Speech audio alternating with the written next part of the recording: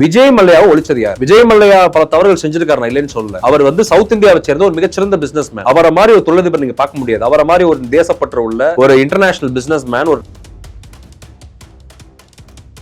அதானி அம்பானி வளர்றதுக்கு தான் விஜய் மல்லையாவை காவு கொடுத்தாங்க. விஜய் மல்லையாவை இவங்க வந்து அதிகமான இன்ட்ரெஸ்ட் போட்டு கடனை போட்டு வசூல் பண்றேன்னு சொல்லி அவர் லண்டன் கூட விட்டாங்க. இதான் நடந்தது. அருண் ஜேட்லி அவருக்கு ஆதரவா இருந்தார், முன்னாள் நிதியமைச்சர். அவருக்கு ஃபுல் சப்போர்ட் பண்ணி அவர் பிசினஸ் கண்டினியூ பண்ண வைக்கணும் தான் நினைச்சாரு. ஆனா அவர் இறந்துட்டார். அதுக்கப்புறம் இந்தியாவில் ஒரு பிஸ்னஸ் பண்ணணும் அப்படின்னு ஒரு சக்ஸஸ்ஃபுல் பிஸ்னஸ் மேனாக இருக்கணும்னா இந்தியாவில் எல்லா மாநிலங்களில் இருக்கக்கூடிய முதலமைச்சரையும் நாங்கள் ஹாப்பியாக வச்சிருக்கணும், அதனால தான் என்னுடைய பிஸ்னஸ் தோல்வி அடைஞ்சது அப்படின்றாரு. இதுவே பகிரங்கமாக அந்த இந்திய அரசு மேலே வைக்கக்கூடிய ஒரு குற்றச்சாட்டு தான். ஆமா, அதுதான் சொல்றேன். பிஜேபி ஆர்எஸ்எஸ் வர்றதுக்கு முன்னாடி வர அவர் சிறந்த ஒரு ஸ்டேட்ஸ்மேன், பிசினஸ் மேனா, ஒரு மிகப்பெரிய ஒரு பிரைவேடைஸ் பண்ணிட்டாங்க. நாட்டுடைய சொத்துக்கள், ஏர் இந்தியாவா இருக்கலாம், எல்ஐசியா இருக்கலாம், எல்லா அரசு பொது சொத்துக்களையும் கொண்டு போய் ஆட்ட கொடுத்துட்டாங்க. அதானி அம்பானிட்ட வித்துட்டாங்க. நாட்டுக்கு ஏதாவது சொத்து இருக்குதா? ஏர் இந்தியா அன்னைக்கு வந்து விமான விபத்தாச்சு. அது காரணம் என்ன? ரேபிடான பிரைவேடைசேஷன். ஏர்லைன்ஸ் கூட இந்த நாட்டுக்கு கிடையாது. யார்கிட்ட இருக்குது? அப்படி ஒரு ஏர் இந்தியாவே இல்லாத நாட்டுக்கு ஒரு விமானத்துறையே இல்லாத ஒரு நாடை வச்சுக்கிட்டு அதுக்கு ஒரு சிவில் ஏவியேஷன் மினிஸ்டர் வேற. யோசிச்சு பாருங்க. அப்ப வந்து எல்லாத்தையும் பிரைவேடைஸ் பண்ணிட்டாங்க. இப்படி ஒரு பிரதமரை தான உலக நாடுகள்ல இருக்க பல தலைவர்களும் வரவேற்கிறாங்க. அந்த நாட்டு மக்கள் கொடுக்கக்கூடிய வரவேற்பு அதிகமா இருக்குல்ல, அவங்க ஏன் வரவேற்க? பிசினஸ் மேக்னெட்டா இருந்தாரு. அப்புறம் அவர் ஏன் வீழ்ச்சி அடைஞ்சாரோ அது காரணம் அதானி அம்பானியை வளர்க்கணும். அவங்கள பொறுத்தவரை பனியா குஜராத்தி பிசினஸ் மேன்ட்ட கொண்டு போய் எக்கனாமியை கொடுக்கணும், அதிகாரத்தை கொண்டு போய் பிராமின்ஸ்ட கொடுக்கணும், பார்ப்பனியத்தை கொடுக்கணும். அதுதான் அவங்களுடைய அஜெண்டா.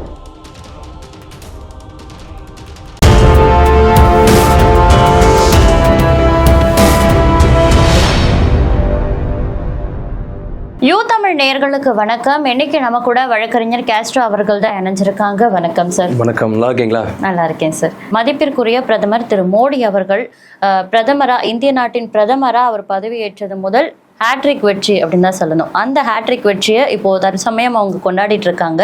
பாஜகவினர் கொண்டாடக்கூடிய இந்த ஹேட்ரிக் வெற்றி பாஜக ஆளக்கூடிய மாநிலங்கள் அல்லாத மக்களுக்கு சாதகமா பாதகமா அப்படின்றத குறித்து சொல்லுங்க சார். இப்போ நம்ம வந்து கோல்டன் டேஸ், டார்க் டேஸ்ன்னு கேள்விப்பட்டிருப்போம். இந்த 11 வருஷமே டார்க் டேஸ் தான். ஒன்றும் பெருமையாக சொல்லிக்கிறவர்களும் ஒன்றும் கிடையாது. எப்படி பார்க்குறதுன்னா 11 வருஷமா இவர்கள் செய்த வரலாற்று பிழைகள் அப்படின்னு பார்த்தோம்னா இது உலக வரலாற்றில் சரி, இந்திய வரலாற்றில் சரி, ஒரு அன்பிரசிடென்டட் கிரைசிஸ் தான் அவங்க உருவாக்கியிருக்கிறாங்க. முக்கியமாக நான் சொல்கிறேன், இந்த டார்க் டேஸ், இந்த 11 வருஷம் நான் எப்படி பார்க்குறேன்னா பிளாக் டே, டார்க் டேவாக தான் நான் பார்க்குறேன். என்னோட மதிப்பீடு. அதுக்கு என்னென்னு காரணங்கள் சொல்கிறேன் கேளுங்க. முதல்ல இவங்க வந்த உடனே பண்ணது வந்து பார்த்தீங்கன்னா பார்ப்பனியத்தின் கையில் அதிகாரத்தை கொண்டு போய் கொடுத்தது. இந்த 3% கும்பல்கிட்ட கொண்டு போய் அதிகாரத்தை கொடுத்துட்டாங்க. IAS, IPS, supreme court judge, high court judges, maximum அதிகார மையங்கள் பார்லிமெண்ட்லேருந்து எல்லா செக்டார்லேயுமே பார்ப்பனர்கள் ஆதிக்கம் அதிகமாயிருச்சு. இரண்டாவது வந்து பார்த்தீங்கன்னா விலைவாசி உயர்வு, பெட்ரோல் டீசல் விலை உயர்வு, அதற்கடுத்து பெண்களுக்கு எதிரான வன்முறை, ரேப், உமன்ஸ்க்கு எதிரான வயலன்சஸ், இதெல்லாம் ரொம்ப அதிகமாயிருச்சு. அதுக்கடுத்தது கார்பரேட் சூட் பூட் சர்க்கார்னு வாங்க. எப்படின்னா கார்பரேட்களுக்காக ஒரு மிகப்பெரிய முதலாளிகளுக்கான அரசு அந்த அரசு மாறிடுச்சு. அதுவும் யாருன்னா south Indian corporate, south Indian business man ஃபுல்லாக ஒழிச்சிட்டாங்க. இப்போ தமிழ்நாடு, ஆந்திரா, கேரளா, கர்நாடகா எல்லாம் ஒழிச்சிட்டாங்க. அதானி அம்பானிக்கான அரசு தான் நடந்துட்டு இருக்குது. கடந்த 10 வருஷமா அதானி அம்பானி உலக பணக்கார லிஸ்ட்ல டாப்ல போயிட்டாரு. அதானி அம்பானிலாம் வேற லெவல்ல போயிட்டாங்க. இது ஒண்ணு. அதுக்கடுத்து அவங்க ஏழைகளுக்கான அரசு கிடையாது. எப்படின்னா ஏழைகளை வந்து குறைச்சிட்டோம் அப்படின்னு எப்படி சொல்றாங்கன்னா ஏழைகளையே கொலை பண்ணிட்டானுங்க. இப்போ குறைக்கிறதுனா ஏழையா இருக்கணும் பணக்காரன் ஆக்குறது தான் வந்து பாவர்ட்டி அலிவியேஷன் அப்படின்னு சொல்லுவோம். பாவர்ட்டி அலிவியேஷன் அப்படின்னு சொல்லுவோம். இவங்க என்ன பண்ணிட்டாங்க? ஏழைகளை கொலை பண்ணிட்டாங்க. கொலை பண்ணிட்டு ஏழைகளே இல்லாத இந்தியா உருவாக்கிட்டோம் அப்படின்ற மாதிரி கொண்டு வந்துட்டாங்க. நியூ இந்தியான்றதே ஒரு பொய். புரியுதா? இந்த மாதிரி பலதரப்பட்ட விஷயங்கள். இப்போ வந்து அடுத்து வந்து பார்த்தீங்கன்னா பாவர்ட்டியில் வந்து கிட்டத்தட்ட 30 கோடி மக்கள் திரும்ப பாவர்ட்டிக்குள்ள போயிட்டாங்க. 80 கோடி மக்கள் வந்து பார்த்தீங்கன்னா இன்னும் ஏழையா மிடில் கிளாஸாக இருக்காங்கன்றதை நிர்மலா சீதாராமன் சொல்றாங்க. அதற்கடுத்தது ஃபாரின் பாலிசிலையும் கம்ப்ளீட் ஃபெயிலியர். சர்வதேச லெவலில் ஃபாரின் பாலிசியில் கம்ப்ளீட் ஃபெயிலியர். சும்மா வந்து பிஆர் வச்சுட்டு, ட்விட்டர்ஸ் வச்சுட்டு, இந்த மாதிரி சோஷியல் மீடியாஸ் வச்சுட்டு, எக்ஸ்தலத்தை வச்சுக்கிட்டு, ஃபேஸ்புக், வாட்ஸ்அப், லிங்க்டின் வச்சுட்டு இவங்க வந்து ப்ரொமோஷன் தான் பண்ணுறாங்க. இவர் வந்து பெரிய உலக தலைவர் மாதிரியும், ட்ரம்ப்போ, ஜி ஜின்பிங்கோ, ரஷ்யாவோ உலக தலைவர்கள்லாம் இவங்க தான் உலக தலைவர்கள். ரஷ்யா, அமெரிக்கா, சைனா இந்த மாதிரி உலக நாடுகள் வந்து இன்னைக்கு உலக வல்லரசாகவும் ஃபாஸ்ட் க்ரோயிங் எக்கனாமியாக இருக்குது. அங்கே வந்து எல்லா லிவிங் ஸ்டாண்டர்டும் பீப்புளுக்கு இருக்குது. எஜுகேஷன், ஹெல்த் கேர், அதுக்கடுத்து வந்து பார்த்தீங்கன்னா basic necessities, living standard of life, அதுக்கடுத்து வந்து பார்த்தீங்கன்னா அவங்களுடைய அந்த employment opportunities, job creation, automation, technology, innovation, இந்த எல்லா துறைகள்லையுமே அந்த நாடுகள் வளர்ந்துருக்குது.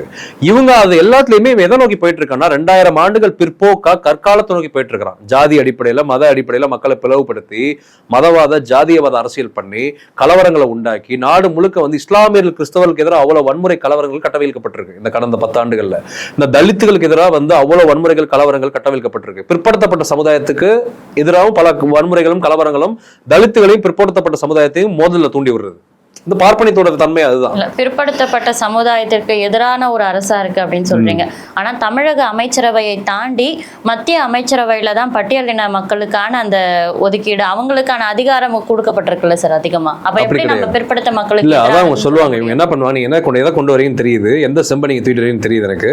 இந்த ராம்நாத் கோவிந்துக்கு பிரசிடென்ட் ஆஃப் இந்தியா கொடுத்ததும், திரௌபதி முர்முக்கு பிரசிடென்ட் ஆஃப் இந்தியா கொடுத்ததும், அதுக்கப்புறம் எல்முருகனுக்கு பிரசிடென்ட் ஆஃப் இந்தியா கொடுத்ததும், பதவின்றதே குடியரசுத் தலைவர் பதவி தான். அதுவே வந்து ஒரு பழங்குடி, அது ஒரு ரப்பர் ஸ்டாம்ப் பதவி மேடம். அது அதை வச்சு ஒண்ணுமே பண்ண முடியாது. நான் என்ன சொல்றேன்னா, நீங்க வந்து பிரதமர், உள்துறை அமைச்சர், டாப் கேபினெட்ல இருக்காங்கல்ல, பினான்ஸ், இந்த மாதிரி முக்கியமான இலாக்காக்களையே எஸ்சிக்கும் எஸ்டிக்கும் ஓபிசி கொடுக்க மாட்டீங்க. அதை மட்டும் கொடுக்க மாட்டீங்க. அதிகாரத்தை செலுத்துற எக்ஸிக்யூட் பண்ற இடத்துல ஏன் வைக்க மாட்டீங்க? அங்க ஃபுல்லா அவா தானே உட்காந்துருக்கா, 3% கும்பல் தானே உட்காந்துருக்குது. அவான்றதே அவங்கள வந்து நம்ம விமர்சிக்கிற மாதிரி இருக்குல்ல சார். அது எங்களுக்கு அது பிரச்சனை. எங்களுக்கு சோஷியல் ஜஸ்டிஸ் இங்க தடப்படுது. அரசியலமைப்பு சட்டம் வந்து கடந்த 10 ஆண்டுகள் ஆபத்துல இருக்கு. குறிப்பிடக்கூடிய ஒரு குறியீடா அந்த அவான்றது இருக்குல்ல சார், அதை தவிர்த்து இது வந்து 3%, அப்புறம் ஃபார்வர்ட் கம்யூனிட்டி, அப்பர் கேஸ்ட், அவதான் சொல்றாங்கல்ல பெருமையா, நாங்க தான் உயர்ந்த சாதி, நாங்க தான் பெரிய ஆளு, நாங்க தான் அறிவில் சிறந்தவர்கள் சொல்றாங்கல்ல. இல்ல, திரு ரங்கராஜ் பாண்டே அவர்கள் சமீபத்துல கொடுத்த ஒரு பேட்டியில எங்களை அவான்றதை எங்களை அவமதிக்கிற ஒரு விஷயமா அவங்களே கிளைம் பெருமைப்படுறாங்க அதை நினைச்சு. நாங்க அவாதான், மேலதான், நீங்க எல்லாம் கீழே தான் அப்படின்றாங்க. இதுதான் சொல்றேன் இல்ல, இந்த 10 ஆண்டுகள்ல சூத்ர இந்துக்களும் பார்ப்பனிய இந்துக்களும் என்று இருவகைப்படுத்தப்படுகிறார்கள். இந்துக்கள், எல்லா இந்துக்களும் ஒண்ணு கிடையாது. அவா வேற இவா வேற. அதனால புரிஞ்சுக்கணும் தயவு செய்து. அதனால வந்து இவர்கள் யாருக்கு ஆட்சி நடத்துறாங்க? 10% இந்த எக்கனாமிக்கலி வீக்கர் செக்ஷன் ஏதோ இடஒதுக்கீடு யாருக்கு கொண்டு வரப்பட்டது? அப்பர் கேஸ்ட் அவங்களுக்கு கொண்டு வந்தது. ஏன்னா இப்படியே நீங்க கணக்கெடுத்தீங்கன்னா நாடு முழுக்க வந்து பாத்தீங்கன்னா அமைதியின்மை, கலவர சூழல், தொழில்கள் இல்ல, இன்வெஸ்ட்மெண்ட் இல்ல, எஃப்டிஐ ஃப்ளோ இல்ல, எப்படி எந்த பெருநாட்டு முதலாளிகளும் இங்க தொழில் செய்ய வர்றதில்லை. அதற்கடுத்து வந்து பாத்தீங்கன்னா டாக்ஸ், ட்ரம்பே சொல்றாரு ஹை டாரிஃப் வந்து உலகத்திலே போடுற நாடுன்னா அது இந்தியா தான் அப்படின்னு சொல்றாரு. அதுக்கடுத்து வந்து அதிகமான இன்ட்ரெஸ்ட், பேங்க் ரேட்ஸ் என்ன சொல்றதுன்னா இன்ட்ரெஸ்ட் அதிகமா போடுறாங்க. அதுக்கடுத்து பிரைவேடைஸ் பண்ணிட்டாங்க நாட்டுடைய சொத்துக்கள். ஏர் இந்தியாவா இருக்கலாம், எல்ஐசியா இருக்கலாம், எல்லா அரசு பொது சொத்துக்களையும் கொண்டு போய் யார்ட்ட கொடுத்துட்டாங்க? அதானி அம்பானிட்ட வித்துட்டாங்க. நாட்டுக்கு ஏதாவது சொத்து இருக்குதா? ஏர் இந்தியா அன்னைக்கு வந்து விமான விபத்தாச்சு. அது காரணம் என்ன? ரேபிடான பிரைவேடைசேஷன். கொண்டு போய் எல்லாத்தையும் பிரைவேட்டை கொடுத்துட்டீங்க. அப்ப ஒரு ஏர்வேஸே இந்த நாட்டுக்கு கிடையாது. ஏர் இந்தியா ஏர்லைன்ஸ் கூட இந்த நாட்டுக்கு கிடையாது. யார்கிட்ட இருக்குது? அப்படி ஒரு ஏர் இந்தியாவே இல்லாத நாட்டுக்கு ஒரு விமானத்துறையே இல்லாத ஒரு நாடை வச்சுக்கிட்டு அதுக்கு ஒரு சிவில் ஏவியேஷன் மினிஸ்டர் வேற. யோசிச்சு பாருங்க. அப்ப வந்து எல்லாத்தையும் பிரைவேடைஸ் பண்ணிட்டாங்க. இப்படி ஒரு பிரதமரை தான உலக நாடுகள்ல இருக்க பல தலைவர்களும் வரவேற்கிறாங்க. அந்த நாட்டு மக்கள் கொடுக்கக்கூடிய வரவேற்பு அதிகமா இருக்குல்ல, அவங்க ஏன் வரவேற்க? மேடம், இதை விட இந்திரா காந்தி, நேருக்கு அந்த காலத்துல செய்யப்பட்டிருக்கு. புரியுதா? அந்த டைம்ல சோசியல் மீடியாவும் இந்த மாதிரி சோசியல் மீடியா பிரசன்ஸ் இல்ல, அந்த அளவு தொழில்நுட்ப ஊடகம் இல்ல. ஆனா இவர் வந்து என்னன்னா, இவர் பிஆர் தான் இவர். புரியுதா உங்களுக்கு? இவருக்கு பப்ளிக் ரிலேஷன்ஷிப் டீமோ அந்த ஒரு போட்டோகிராஃபி டீமோ அந்த கேமரா வீடியோ டீம் இல்லைன்னா இவரை அந்த வந்து நீங்க வந்து ப்ரொஜெக்ட் பண்றதே அது மட்டும் தான், வேற ஒண்ணுமே கிடையாது. அது மட்டும் நீங்க எடுத்துட்டு வர பாருங்களேன், ஒண்ணுமே கிடையாது. 0 என்னை பொறுத்தவரை 100க்கு 0. ஏன்னா அதுக்கடுத்து நீங்க பாத்தீங்கன்னா இப்படி எல்லா துறைகளிலுமே தோல்வி. அதானி அம்பானி தான் வளர்ந்துருக்காங்க. நாடு முழுக்க ஐடி, இடி, என்ஃபோர்ஸ்மெண்ட் டைரக்டரேட், கவர்மெண்ட் ஏஜென்சிஸ் ஃபுல்லா மிஸ்யூஸ் பண்ணப்படுது. எதிர்க்கட்சிகளுக்கு எதிராக மிஸ்யூஸ் பண்ணப்படுது. இப்படியே நம்ம கணக்கு போட்டோம்னா அதுக்கடுத்து இந்தியாவே புட்டான் செயல். அதுக்கப்புறம் வந்து பாத்தீங்கன்னா எல்லா அரசு நிர்வாகம் பாத்தீங்கன்னா இவர்கள் கட்டுப்பாட்டுல தான் இருக்குது. இந்த ஹிந்துத்துவா, பார்ப்பனிய முறைப்படி, சனாதன முறைப்படி இந்து மத ஒரு தேசியவாதத்தை உருவாக்குவதற்கு அனைத்து அரசு கட்டமைப்பும் பயன்படுத்தப்படுது. எல்லா துறைகளுமே ஒத்துக்கிறாங்க. நாங்க இந்துத்துவ அரசியலை தான் முன்னெடுக்கிறோம். அதுதான் எங்களுக்கு ஆபத்து. பிற்படுத்தப்பட்ட, ஒடுக்கப்பட்ட, தாழ்த்தப்பட்ட, ஏழை, எளிய, நலிந்த, விளிம்பு நிலை சாமானிய மக்களுக்கு அதுதான் ஆபத்து. அம்பேத்கர், பெரியாரிய, மார்க்சிய கருத்தில ஒழிக்க பாக்குறாங்க. அதுக்கடுத்து வந்து அரசியலமைப்பு சட்டம் தான் பாஜக அரசுடைய முதன்மை எதிரி. காங்கிரஸ் எதிரிதான், ஆனா முதன்மை எதிரி அல்ல. கிறிஸ்தவர்கள் எதிரிதான், முதன்மை எதிரி அல்ல. முஸ்லீம்கள் எதிரிதான், முதன்மை எதிரி அல்ல. அதற்கடுத்து வந்து கம்யூனிஸ்டுகள் எதிரிதான், முதன்மை எதிரி அல்ல. திராவிட, அம்பேத்கரிய, மார்க்சிய கருத்தியலை சேர்ந்தவங்க, பெரியாரிஸ்ட் எல்லாமே அவங்களுக்கு எதிரி தான். ஆனா முதன்மை எதிரி அல்ல. அவர்களுடைய எதிரி என்பது அரசியல் அமைப்பு சட்டம். அதுல முகப்புரை பிரியாம்பிள் என்ன சொல்லப்படுது? Justice, equality, liberty, fraternity, India is a constitutional sovereign socialist secular democratic republic, மதசார்பற்ற ஒரு ஜனநாயக சோசியலிஸ்ட் நாடு இந்தியான்னு சொல்லப்படுது.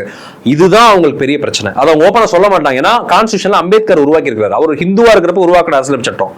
அப்ப இவங்க வந்து அந்த அரசியலமைப்பு சட்டத்தை சிதைக்க வேண்டும். அதை சிதைச்சிட்டு ஆட்டோமேட்டிக் இந்து ராஷ்டிரம் டிக்ளேர் பண்ணிடலாம், இந்து தேசமாக்கிடலாம், பார்ப்பனர்கள் கொண்டு போய் அதிகாரத்தில் உட்கார வச்சு சூத்திரனை பழைய மாதிரி குலக்கல்வி திட்டத்துக்கு அனுப்பிச்சிடலாம்.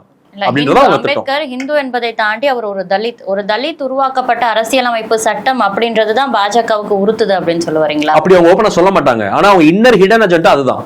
அவங்களுக்கு எதிரியே பாபா சாஹிப் டாக்டர் B.R. அம்பேத்கரும் கான்ஸ்டிடியூஷன் ஆஃப் இந்தியா அரசியலமைப்பு சட்டமும் தான். அதை தகர்த்துட்டாங்கன்னா இப்ப ஏன்னா வந்து அவங்களோட சனாதன கருத்தியல், அந்த பார்ப்பனை கட்டமைப்பு, அந்த சத்திரிய பிராமண வைசிய சத்திரிய சூத்திரன்ற வர்ண கட்டமைப்பை இந்த அரசியலமைப்பு சட்டம் தான் கடந்த 70 வருஷமா தகர்த்துக்கிட்டு வருது. காங்கிரஸ் இருக்கப்ப அங்கேயும் சாப்பிட்டு இந்துத்துவா இருந்தது, நான் மறுக்கல. அங்கேயும் பாத்தீங்கன்னா பார்ப்பனியத்துடைய தாக்கம் இருந்தது. ஆனா இப்ப காங்கிரஸ் வந்து மறுசீரமைப்பு பெற்று ராகுல் காந்தி தலைமையில சிறப்பா வந்துட்டு இருக்குது. ஒடுக்கப்பட்ட, பிற்படுத்தப்பட்ட, தாழ்த்தப்பட்ட, ஏழை எளிய நலிந்த பழங்குடியின மக்களுக்கு ஆதரவா வந்துட்டு இருக்குது. ராகுல் காந்தி சிறப்பா கொண்டு போயிட்டு இருக்காரு. ஆனா இவர்கள் வந்து எதிர்கட்சி இல்லாத இந்தியாவை நோக்கி நகர்ந்துட்டு இருக்காங்க. டிக்டேட்டோரியல் ரெஜிம், ஒரு ஹிட்லருடைய நாசி அடால்ஃப் ஹிட்லருடைய ரெஜிம் மாதிரி ஒரு ரெஜிம் நோக்கி நகர்றாங்க. அதனால RSS, பாஜக, நரேந்திர மோடி, அமித்ஷா, பிஜேபி, இந்த கவர்மெண்ட் என்பது இவர்களுடைய ஆட்சி, பார்ப்பனியத்தோட அந்த ஆட்சி என்பது இந்த நாட்டுக்கு ஒரு பேர் ஆபத்து. இது தொடர்ந்தால் இது இன்னும் மோசமா போகும். இந்த சனாதன கொள்கைகளை இவ்வளவு ஸ்ட்ராங்கா நிலை நிறுத்துற ஒரு கட்சியை எதிர்க்கக்கூடிய வலிமையான எதிர்கட்சி இல்லையோ அப்படின்ற ஒரு கேள்வி. இல்ல, இப்ப எதிர்கட்சிகள் ஒரு சீட் அடிச்சிட்டாங்க காங்கிரஸ். எல்லா எதிர்கட்சிகள் சேர்ந்து இப்ப வலிமையான எதிர்கட்சி அமைஞ்சிருக்கு. அப்படி இல்ல, இப்ப சிறப்பா போராட்டம் பண்றாங்க இடதுசாரிகளும் கம்யூனிஸ்டுகளும் அம்பேத்கரும் மார்க்சிய சிந்தனையாளர்களும் பெரியாரிஸ்டுகளும். இன்னைக்கு காங்கிரஸ் சேர்ந்தவர்கள் தேசியவாதிகள் சிறப்பா நீங்க செயலாற்றுறாங்க. கண்டிப்பா நாங்க அடுத்த தேர்தலில் மாபெரும் வெற்றி அடைவோம். நாடாளுமன்ற தேர்தல் 2029 மாபெரும் வெற்றி அடைந்து ராகுல் காந்தி உறுதியா பிரதமர் வருவார், எந்த மாற்றக்கிறது கிடையாது. ஆனா நான் என்ன சொல்றேன்னா, ஒண்ணு இல்ல, ஒரு குட் எக்ஸாம்பிள் சொல்றேன். இந்த 10 வருஷத்துக்கு நடந்ததுல விஜய் மல்லையாவை ஒழிச்சது யார்? விஜய் மல்லையா பல தவறுகள் செஞ்சிருக்காரு, நான் இல்லைன்னு சொல்ல. அவர் வந்து சவுத் இந்தியாவை சேர்ந்த ஒரு மிகச்சிறந்த பிசினஸ் மேன். அவரை மாதிரி ஒரு தொழிலதிபர் நீங்க பார்க்க முடியாது. அவரை மாதிரி ஒரு தேசப்பற்று உள்ள ஒரு இன்டர்நேஷனல் பிசினஸ் மேன், ஒரு நேஷனல் பிசினஸ் மேன் பார்க்க முடியாது. கிங்ஃபிஷர், யுனைடெட் பிரீவரிஸ், எவ்வளவு கம்பெனிஸ் இருந்தாரு. அவருக்கு அதிகமா கடன் கொடுத்தது காங்கிரஸ், நம்ம மாற்றுக்கிறது இல்ல. ஆனா அந்த கடனை அவங்க வசூல் பண்ற முறை, அவர் நடத்துற விதம், ஏன்னா அவர் வந்து சவுத் இந்தியன் பிசினஸ் மேன். இவங்களுக்கு வந்து சவுத் இந்தியன் பிசினஸ் மேன் இருக்கக்கூடாது. அதானி அம்பானி வளர்றதுக்கு தான் விஜய் மல்லையாவை அவங்க காவு கொடுத்தாங்க. விஜய் மல்லையாவை இவங்க வந்து அதிகமான இன்ட்ரெஸ்ட் போட்டு கடனை போட்டு வசூல் பண்றேன்னு சொல்லி அவர் லண்டனுக்கு ஓட விட்டாங்க. இதான் நடந்தது. அருண் ஜேட்லி அவருக்கு ஆதரவா இருந்தார், முன்னாள் நிதியமைச்சர். அவருக்கு ஃபுல் சப்போர்ட் பண்ணி அவர் பிசினஸ் கண்டினியூ பண்ண வைக்கணும் தான் நினைச்சாரு. ஆனா அவர் இறந்துட்டார். அதுக்கப்புறம் வந்து அடுத்த நிதியமைச்சர் நிர்மலா சீதாராமன் விஜய் மல்லையாவை அவங்க வந்து காவு வாங்க துடிக்கிறாங்க. விஜய் மல்லையாவை வந்து அவங்க வந்து இன்னைக்கு ஓடுனது காரணமே, இன்னைக்கு விஜய் மல்லையா வந்து எவ்வளவு டொனேஷன்ஸ், எவ்வளவு பிலான்ட்ரோபிக் ஆக்டிவிட்டிஸ் பண்ணிருப்பாரு தெரியுமா? Social service. விஜய் மல்லையா தற்போது கொடுத்திருந்த ஒரு பேட்டி நம்ம பார்த்திருந்தோம். அதுல அவர் என்ன சொல்றாருன்னா, இந்தியாவுல ஒரு பிசினஸ் பண்ணணும் அப்படின்னு, ஒரு சக்சஸ்ஃபுல் பிசினஸ் மேனா இருக்கணும்னா இந்தியாவுல எல்லா மாநிலங்கள்ல இருக்கக்கூடிய முதலமைச்சரையும் நாங்க ஹாப்பியா வச்சிருக்கணும், அதனாலதான் என்னுடைய பிசினஸ் தோல்வி அடைஞ்சது அப்படின்றாரு. இதுவே பகிரங்கமா அந்த இந்திய அரசு மேல வைக்கக்கூடிய ஒரு குற்றச்சாட்டு. ஆமா, அதுதான் பிஜேபி RSS வர்றதுக்கு முன்னாடி வர அவர் சிறந்த ஒரு ஸ்டேட்ஸ்மேன், பிசினஸ் மேனா, ஒரு மிகப்பெரிய ஒரு என்ன சொல்ற ஒரு பிசினஸ் மேக்னட்டா இருந்தாரு.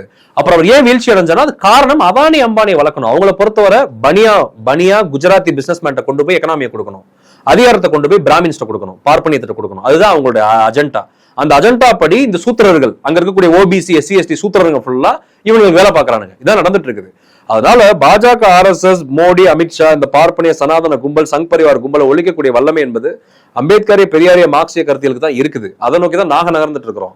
அதனால நீங்க நல்லா புரிஞ்சுக்கோங்க, இந்த 10 வருஷம் என்பது பொருளாதாரம், உள்கட்டமைப்பு, சுகாதாரம், கல்வி, அப்புறம் வேலை வாய்ப்பு, அப்புறம் வந்து பொருளாதார பெருக்கமா இருக்கட்டும், இம்போர்ட் எக்ஸ்போர்ட்டா இருக்கட்டும், வெளியுறவு கொள்கையா இருக்கட்டும், இந்த மாதிரி எவ்வளவு துறைகள், சட்டத்துறையா இருக்கலாம், அப்புறம் வந்து தொழில் வளர்ச்சி துறையா இருக்கலாம், எல்லா துறையிலுமே இந்தியா வந்து கம்ப்ளீட் ஃபெயிலியர், 0 தான். எந்த ஒரு மார்க் நீங்க கொடுக்க முடியாது.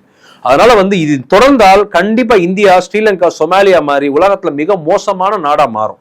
பிரஸ் ஃப்ரீடம்ல நீ கீழே இருக்க, அதுக்கடுத்து வந்து வயலன்ஸ்ல நீ மேல இருக்கிற, அதுக்கடுத்து ஹங்கர் இண்டெக்ஸ், பசி கொடுமை, அதுல நீ கீழே இருக்கிற, டாப்ல இருக்க நீ அதுல. அப்ப நீங்க வந்து பாத்தீங்கன்னா இந்த நாட்டுல வந்து பாத்தீங்கன்னா நிர்மலா சீதாராமன் வெக்கமே இல்லாம சொல்றாங்க, 80 கோடி பேர் நாங்க வறுமை கீழே மிடில் கிளாஸா இருக்கிறோம் அப்படின்றான். டாக்ஸ் யார் மேல போடுறான்? டோல்கேட் டாக்ஸ், அதே ஒரு லூட்டிங். இவங்க டாக்ஸை வச்சு லூட் பண்றாங்க. யார? மிடில் கிளாஸ் புவர் கார்பரேட்டுக்கு டாக்ஸை வேவ் பண்றாங்க. அப்ப இது யாருக்கான கவர்மெண்ட் இது? ஆனா 4வது முறையும் பாஜக தான் வெற்றி பெறும், நிரந்தர பிரதமர் நரேந்திர மோடி அவர்கள்.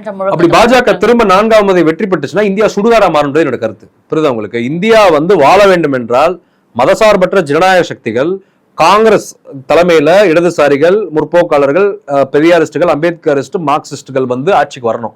புரியுதா உங்களுக்கு? இடதுசாரிகள் வரணும் ஆட்சிக்கு, முற்போக்கு சிந்தனையாளர்கள் வரணும். புரியுதா உங்களுக்கு? சோசியலிஸ்டுகள் வரணும் ஆட்சிக்கு. பிஜேபி, ஆர்எஸ்எஸ், மதவாத ஜாதியவாத சக்திகள் திரும்ப ஆட்சி அதிகாரத்துக்கு வந்தால் இந்த நாடு பிளவுபடும், துண்டு துண்டாக சிதறும், இந்த நாட்டு மக்கள் அழிந்து போவார்கள், இந்த நாட்டுல தொழில் வளம் பெருக்காது, வேலை வாய்ப்பு இருக்காது, நாடு சுடுகாடா மாறும், மக்கள் வந்து திரும்ப கலவர, வன்முறை, மோசமான பாதைக்கு போய் வர்ண கட்டமைப்பு அதிகாரத்துக்கு வரும், பழங்காலத்து பிற்காலத்தை நோக்கி நாடு போகும். அதுக்கடுத்து இந்த நாட்டுல பார்ப்பனிய ஆதிக்கம் வந்து இந்த நாட்டை அழித்து சூறையாடுன்றதுதான் என்னுடைய கருத்து. இந்த 11 வருஷம் என்பது மிக மோசமான ஆட்சி, மிக மோசமான ஒரு ஒரு என்ன சொல்றது, ஒரு நிர்வாகம். இது வந்து இந்திய வரலாற்றில் இது வரைக்கும் நம்ம பார்த்தது கிடையாது. அதனால மோடி, அமித்ஷா, ஆர்எஸ்எஸ், பாஜக, சனாதன சங் பரிவார் கும்பல், பார்ப்பனிய கும்பல் ஆட்சி அதிகாரத்திலிருந்து விரைவில் அகற்றப்படணும். இதுதான் என்னுடைய கருத்து. இவ்வளவு நேரம் நேர்காணல் இணைந்து எங்களுடைய பல கேள்விகளுக்கு விளக்கமான பதில் அளிச்சதுக்கு ரொம்ப நன்றி.